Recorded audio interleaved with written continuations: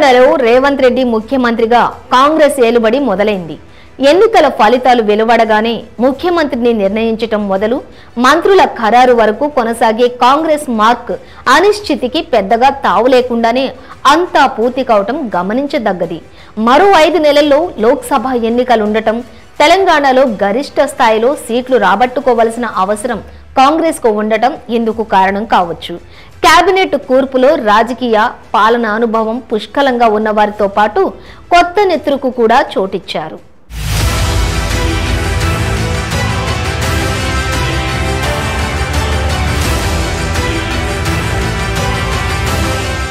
కోమటిరెడ్డి వెంకటరెడ్డి, ఉత్తమ్ కుమార్ రెడ్డి, దామోదర రాజనరసింహ, కొండ సురేఖ, జూపల్లి కృష్ణారావు, దుద్దిళ్ల శ్రీధర్ బాబు గతంలో కాంగ్రెస్ ఏలుబడిలో మంత్రులుగా పనిచేశారు.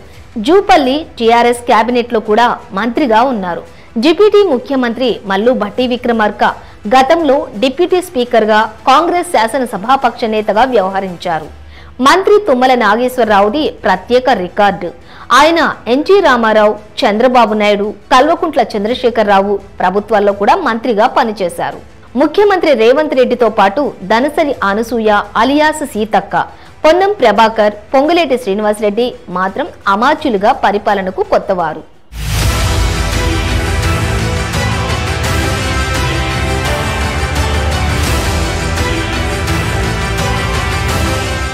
కర్ణాటక రాష్ట్ర శాసనసభ ఎన్నికల్లో కాంగ్రెస్ విజయం సాధించాక తెలంగాణలో ఆ పార్టీకి కొంత ఊపు ఉత్సాహం వచ్చిన సంగతి నిజమే. అయినా అది అధికారాన్ని అందుకునే స్థాయికి ఎదుగుతుందని మొదట్లో ఎవ్వరికీ అంచనాలు లేవు. బీఆర్ఎస్ ప్రభుత్వం పైన, పార్టీ శాసనసభ్యులపైన ప్రజానీకంలో గూడు కట్టుకున్న అసంతృప్తిని పసిగట్టడంలో పార్టీ సారథి మాజీ ముఖ్యమంత్రి కేసీఆర్ విఫలమయ్యారు.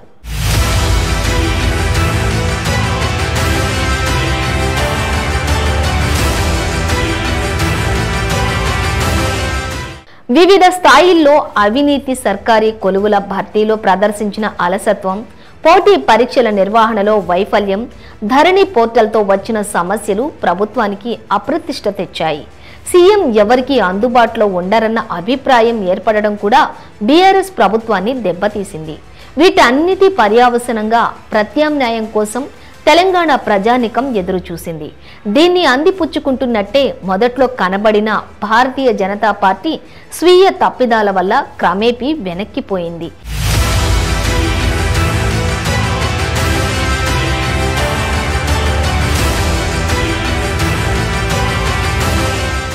ఇక ఆ పార్టీ మేనిఫెస్టోలో చేసిన వాగ్దానాలు గెలుపును సునాయాసం చేశాయి.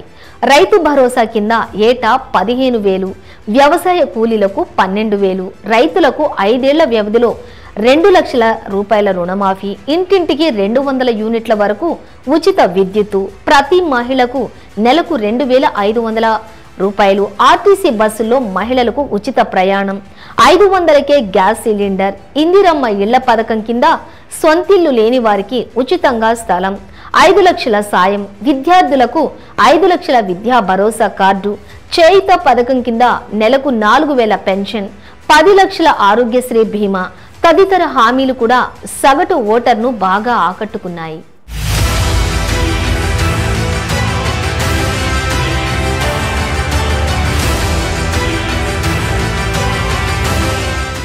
ఈ 6 గ్యారెంటీలకు సంబంధించిన ఫైల్ పైనే ముఖ్యమంత్రిగా రేవంత్ రెడ్డి తొలి సంతకం చేశారు.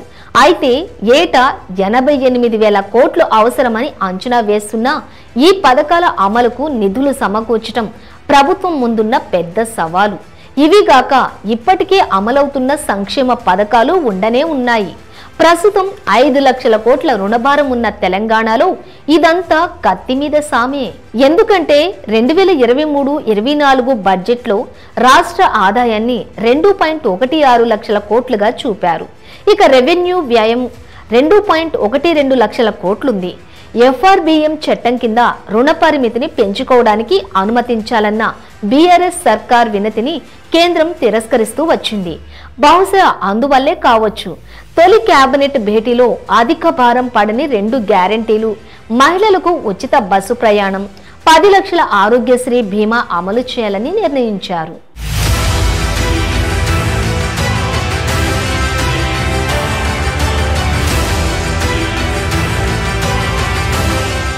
ఇవి రెండు ఈ నెల 9వ తేదీ నుంచి అమల్లోకి వచ్చేశాయి. అసెంబ్లీలో కాంగ్రెస్ బలం 64 కాగా మిత్రపక్షం సిపిఐకి 1 స్థానం ఉంది. నిన్నటి వరకు పాలించిన బీఆర్ఎస్ 39 స్థానాలతో బలమైన ప్రతిపక్షంగా ఉంది. 8 స్థానాలు గెలుచుకున్న బీజేపీ, 7 స్థానాలున్న ఎంఐఎంలు సైతం పాలనా నిర్వహణ నిశితంగా గమనిస్తూ ఉంటాయి.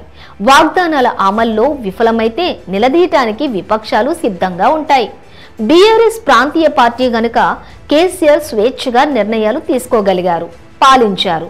కాంగ్రెస్ ప్రభుత్వ సారథిగా రేవంత్కి పరిమితులు తప్పవు.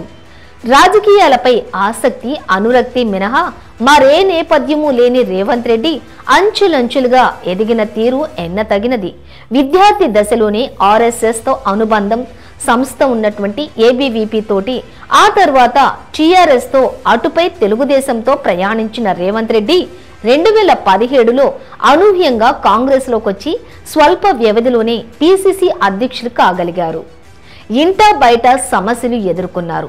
అయితే ఓటుకు కోట్ల కేసు, తెలుగుదేశం అధినేత చంద్రబాబుతో ఇప్పటికీ ఉందంటున్న సాన్నిహిత్యం రేవంత్కు గుదిబండలే. వాటన్నింటి నుంచి ఎంత త్వరగా విముక్తులైతే అంత త్వరగా నవ తెలంగాణలో ఏర్పడిన తొలి కాంగ్రెస్ ప్రభుత్వ సారథిగా ఆయన తనదైన ముద్ర వేయగలుగుతారు.